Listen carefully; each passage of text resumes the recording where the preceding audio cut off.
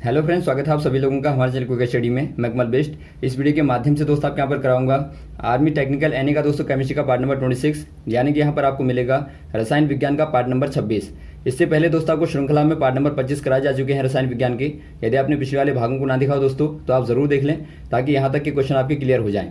आपको दोस्तों देखिए, श्रृंखला में जो भी क्वेश्चन बताए जा रहे हैं ये आपके बार बार पूछे जाते हैं दोस्तों, इसीलिए आप सारे क्वेश्चन को नोट कर लेंगे ताकि एग्जाम के पहले आप सारे क्वेश्चन का रिवीजन कर पाएं।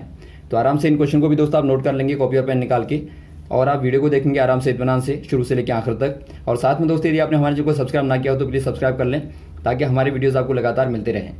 तो देखिए दोस्तों, पहला क्वेश्चन क्या दिखता है आपको, उस तत्व का नाम बताइए जो पिचब्लेंड से अलग करके प्राप्त होता है। यानी कि आपको बताना है name the element discovered upon its extraction from pitchblende.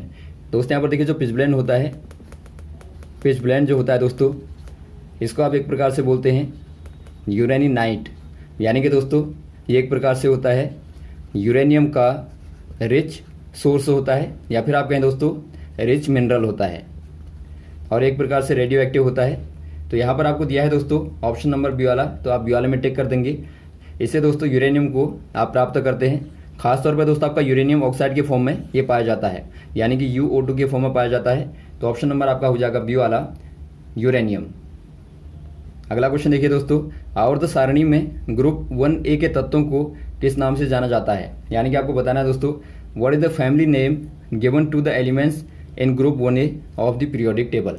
दोस्तों यहाँ पर देखिए, जो पीरियोडिक टेबल होती है उसका जो पहला कॉलम होता है दोस्तों, जो कॉलम 1 होता है, इसी को आप बोलते हैं 1A, और आपका सेकंड वाला कॉलम 2A कहलाता है। और वैसे ही दोस्तों आप यहाँ पर जाएंगे तो आपका 3 आएगा। इस प्रकार से आपका बढ़ता है, और यहाँ पर आप आएंगे तो आपके बी वाले में आ जाते हैं। तो यहाँ पर आपको ये वाला पूछा गया दोस्तों, पहला वाला कॉलम, जो कि आपका एक प्रकार से H ब्लॉक का होता है। इसको आप क्या बोलते हैं दोस्तों, यहाँ पर आपके हाइड्रोजन आता है, लिथियम आता है, या पोटेशियम आता है, सोडियम आता है, पोटेशियम आता है, सोडियम पोटेशियम, Rb रुबिडियम आता है। तो यहाँ पर आप देखते हैं दोस्तों, इनको आप बोलते हैं एल्कली मेटल, एल्कली मेटल बोलते हैं दोस्तों। और सेकंड वालों को आप बोलते हैं एल्कलाइन अर्थ मेटल। तो ऑप्शन नंबर यहाँ पर आपका हो जाएगा दोस्तों सी वाला एल्कली मेटल आप कह देंगे, जो पहले वाले होते हैं, यानी कि 1A वाले होते हैं। अगला क्वेश्चन देखिए दोस्तों, निम्न यौगिकों में से किसमें सर्वाधिक संयोजी आबंध होगा। यानी कि आपको बताना है in which of the following compounds is the bonding most covalent. दोस्तों यहाँ पर देखिए, जो बॉन्डिंग होती है मोस्ट कोवलेंट कब होगी दोस्तों, इसके लिए कंडीशन होती है यदि दोस्तों lesser difference between electronegativities electronegativities of bounded atoms. यदि आपका दोस्तों जो बाउंडेड एटॉम है उनकी इलेक्ट्रोनेगेटिविटीज़ का डिफरेंस दोस्तों यदि आपका मिनिमम होगा, लेसर होगा दोस्तों, कम होगा, तो वहाँ पर क्या होगा, मोर कोवलेंट बाउंडिंग होगी दोस्तों। अब यहाँ पर आप देखते हैं, यदि आप फ्लोरीन को देखें दोस्तों, F को देखें, तो आप जानते हैं ये आपका हेलोजन होता है, और हेलोजन में भी दोस्तों आपका शुरुआत वाला होता है, यानी कि स्मॉलर साइज होता है। तो यहाँ पर आप देखते हैं दोस्तों, यदि आप F और F के बीच में देखेंगे तो यहाँ पर आप देखेंगे जो इलेक्ट्रोनेगेटिविटीज़ का डिफरेंस होता है दोस्तों, वो क्या होगा, एक प्रकार से लेसर होगा। लेसर होगा तो यहाँ पर क्या होगा दोस्तों, जो कोवलेंट बॉन्डिंग होगी वो आपकी स्ट्रॉन्ग होगी। तो ऑप्शन नंबर आपका हो जाएगा बी वाला F2 वाला। और यहाँ पर दोस्तों आप एक चीज़ और याद रखेंगे, एक फैजान रूल होता है।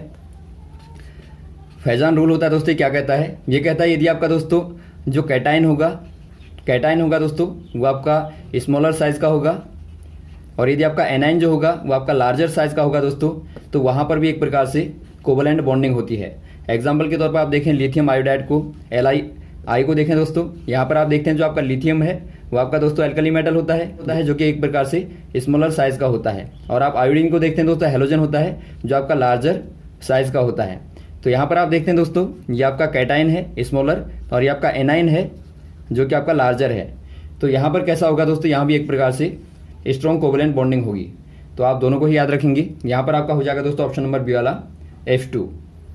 अगला क्वेश्चन देखिए दोस्तों, निम्न में से किसके ग्राउंड स्तर पर 2 अयुग्मित इलेक्ट्रॉन होते हैं। यानी कि आपको बताना है which atoms has 2 unpaired electron in its ground state. यहाँ पर देखिए दोस्तों, यदि आप अनपेयर्ड इलेक्ट्रॉनों को निकालें तो उसके लिए आपको दोस्तों कन्फिगरेशन आना चाहिए। यदि आप कन्फिगरेशन की बात करें दोस्तों, आपको सोडियम दिया है, तो सोडियम का आप जानते हैं एटॉमिक नंबर होता है 11। तो कन्फिगरेशन क्या हो जाएगा दोस्तों, 2 8 1 होगा। यदि आप इसको बांटेंगे दोस्तों तो आपका 1s2 2s2 2p6 और 3s1 होगा, यानी कि अनपेयर्ड इलेक्ट्रॉन यहाँ पर 1 होगा। वैसे आप दोस्तों आप Ca को देखें तो यहाँ पर 20 होता है, तो आपका 2 8 8 8 दूनी 16 और 2 18 और 2 20। यहाँ पर आप देखेंगे दोस्तों 1s2 2s2 2p6 और 3s2 3p6 और 4s2 होगा, यानी कि यहाँ पर दोस्तों आपके अनपेयर्ड इलेक्ट्रॉन नहीं है। वैसे आप देखेंगे दोस्तों एल्युमिनियम को Al को देखेंगे तो Al क्या होता है दोस्तों, तो Al आपका 13 होता है दोस्तों, यानी कि 2 8 3 होगा। यहाँ पर आप देखते हैं 1s2 2s2 2p6 और 3s2 और 3p1 हो जाएगा। यहाँ पर भी दोस्तों आपका 1 दिखता है। अब बात करते हैं यदि आप O की बात करें दोस्तों, तो O में क्या होता है 8 होता है दोस्तों, या फिर आप कहें 2 6 होता है।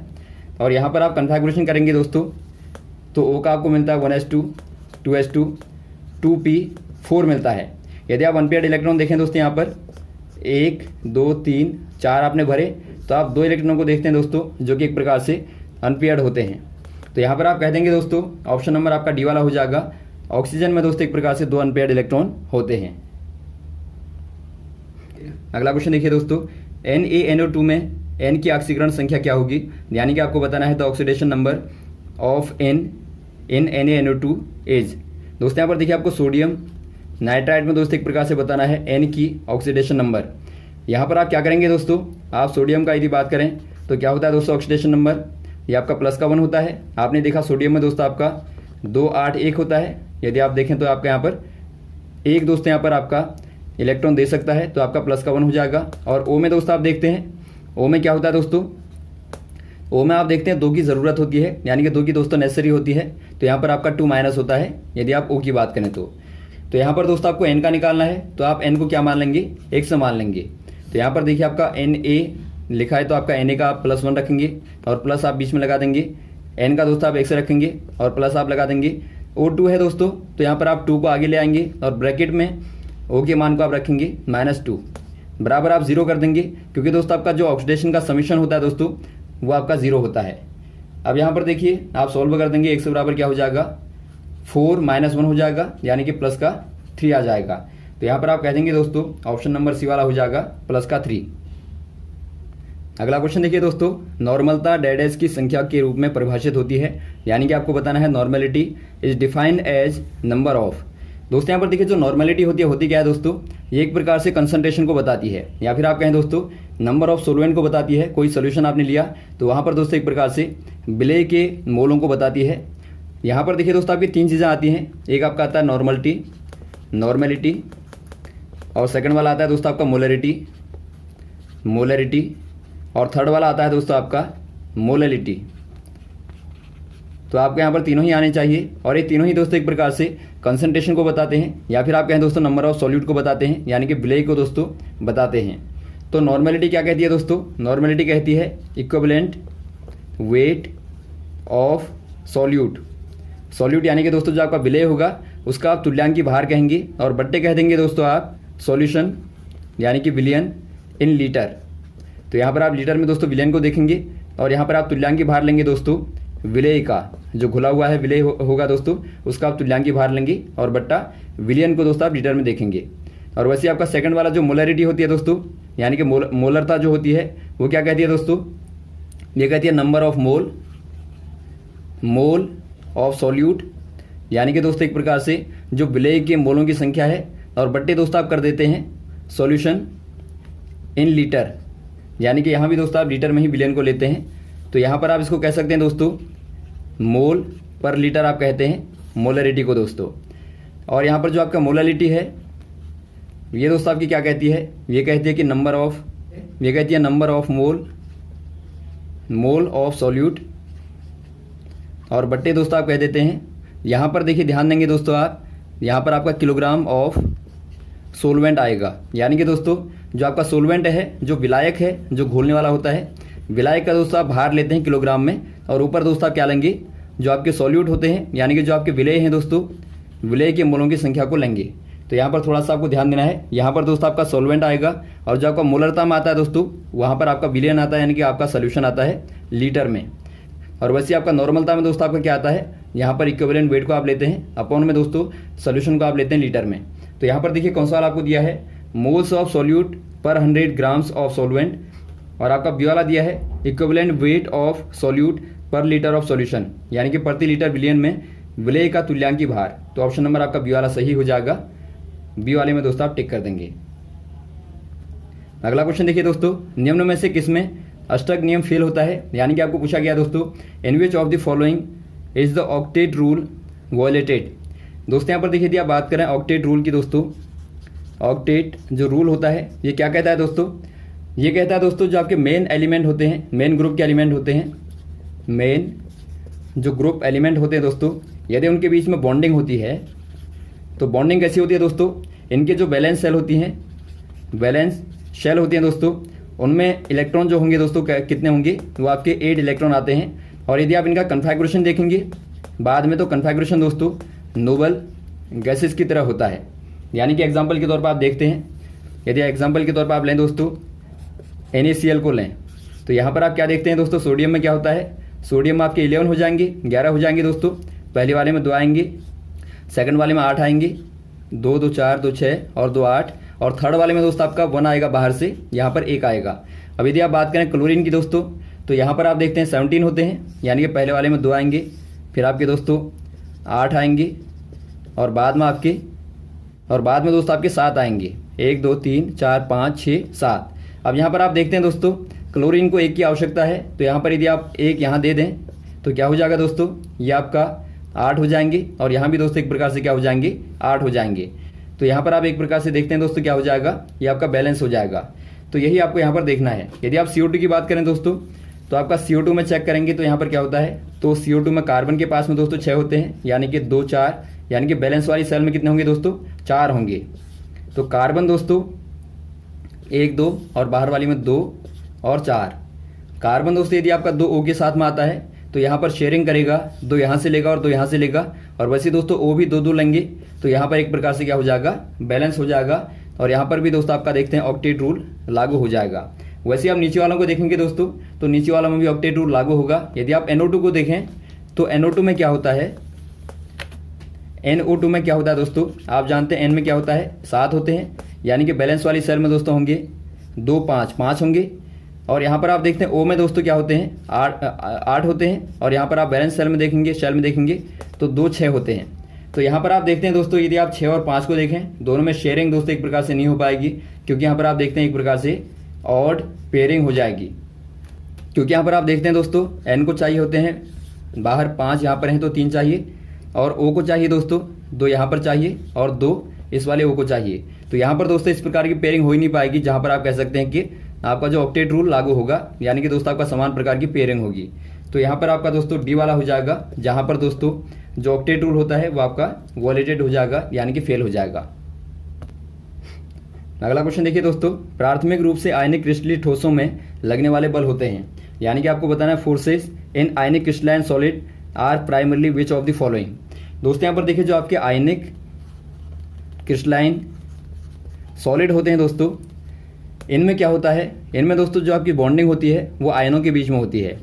आयनों के बीच में दोस्तों आयन के बीच में बॉन्डिंग होती है, और ये आयन कैसे होते हैं दोस्तों, कैटाइन और एनाइन होते हैं। आप जानते हैं जो कैटाइन होते हैं वो पॉजिटिव चार्जेस होते हैं, और जो आपके एनाइन होते हैं दोस्तों नेगेटिव चार्जेस होते हैं। तो यही दोस्तों आपस में मैनेजमेंट के बाद में क्या बनाते हैं, एक प्रकार से बॉन्डिंग बनाते हैं। और ये बॉन्डिंग कैसी होती है दोस्तों, ये आपकी स्ट्रॉन्ग इलेक्ट्रो स्टैटिक होती है दोस्तों, यानी कि एक प्रकार से मजबूत स्थिर वैद्युत बल होते हैं, वैद्युत बल हो जाएंगे दोस्तों इनकी मजबूती के साथ में, इनके साथ में दोस्तों आपस में बंधे रहते हैं और एक प्रकार से आयनिक क्रिस्टलाइन सॉलिड को बनाते हैं। तो यहाँ पर आप कह देंगे दोस्तों इलेक्ट्रोस्टैटिक फोर्सेस होते हैं, यानी कि वैद्युतीय बल होते हैं। ऑप्शन नंबर आपका बी वाला हो जाएगा। और इनका दोस्तों बॉइलिंग पॉइंट भी इसीलिए बहुत हाई होता है, यानी कि इनका गलनांक दोस्तों उच्च होता है। कभी कभार आता है कि बताइए इनका गलनांक उच्च क्यों होता है, जो आपके क्रिस्टलीय सॉलिड होते हैं। अगला क्वेश्चन देखिए दोस्तों, sp3 हाइब्रिडाइज्ड परमाणु के चक्रीय बंधों का अभिविन्यास बताता है। कौन सा वाला बताता है, यानी कि आपको पूछा गया है which of the following describe the orientation of bonds in an sp3 hybridised atom. दोस्तों यहाँ पर देखिए जो आपका sp3 हाइब्रिडाइज्ड एटॉम होगा दोस्तों, ये क्या होता है, यहाँ पर देखिए दोस्तों आपको मालूम होगा जो आपका s और p होते हैं, ये क्या है दोस्तों, ऑर्बिट होते हैं। और जब ऑर्बिटों को दोस्तों आप मिक्स करते हैं दोस्तों, तो यहाँ पर आपके नए प्रकार के ऑर्बिट बनते हैं, इनको आप बोलते हैं हाइब्रिड ऑर्बिट। दोस्तों ये क्या करते हैं दोस्तों, इनमें यदि आप एनर्जी लेवल को देखेंगे तो आपका सेम एनर्जी लेवल होता है, और इन्हीं के बाद में दोस्तों एक प्रकार से जो आपकी केमिकल पेयरिंग होती है, केमिकल बॉन्डिंग होती है दोस्तों, वो इन्हीं के बाद में होती है। जब हाइब्रिड बनेंगी तभी दोस्तों वहाँ पर केमिकल बॉन्डिंग होगी। जो आपके रिएक्टेंट होते हैं, यानी कि जो आपके अभिकारक होते हैं दोस्तों रिएक्शन में, वो यहाँ पर से ही बॉन्डिंग करते हैं। तो यहाँ पर देखिए दोस्तों, आपका यदि आपका sp3 दिया है तो इसका मतलब क्या है दोस्तों, sp3 का मतलब है यहाँ पर आपका 1 s ऑर्बिट होगा दोस्तों, s ऑर्बिट होगा, और 3 क्या होंगे दोस्तों, p ऑर्बिट होंगे। यदि आप इनको मिलाएंगे दोस्तों तो क्या होंगे, एक प्रकार से 4 ऑर्बिट आपको मिलते हैं दोस्तों। तो ये क्या हो जाएगा, ये आपका दोस्तों टेट्राहेड्रल हो जाएगा। तो ऑप्शन नंबर आपका हो जाएगा सी वाला, टेट्राहेड्रल। अगला क्वेश्चन देखिए दोस्तों, SN is the symbol of, आपको बताना है एसएन किसका सिंबल होगा। ये दोस्तों किसका होता है, ये आपका टिन का होता है, तो आप कह देंगे टिन का। तो यहाँ तक दोस्तों आप क्वेश्चन को तैयार करेंगे। इसके बाद में आपको नेक्स्ट वाले पार्ट में दोस्तों लगातार क्वेश्चन को बताते रहेंगे। हमारे साथ भी बने रहेगा। Okay, thanks. जय हिंद, जय भारत।